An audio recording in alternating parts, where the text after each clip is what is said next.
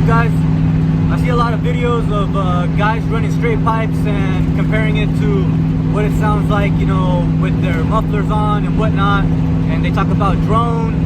I never heard of or thought about drone before I watched all these muffler videos. What you call drone, I call balls.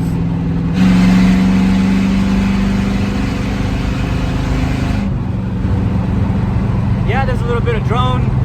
It kind of muffles your ears a little bit. Sounds like you're at, like, you know, 1,000 elevation, but that's part of the fun, you know. I am actually gonna put some mufflers on this car because I moved. I live in some apartments, and the neighbors fucking bitch like little whiny fucking old ladies about the straight pipe exhaust.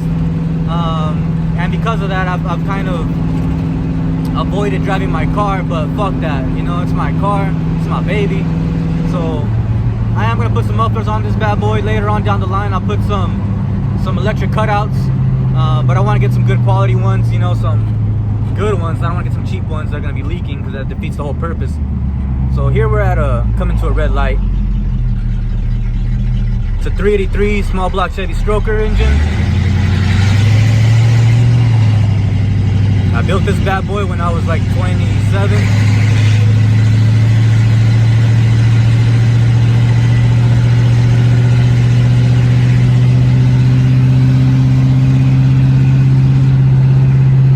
Sounds pretty good, but there's that drone. It's kind of deafening. I get it if you got like sensitive ears, or you actually want to have a conversation with somebody.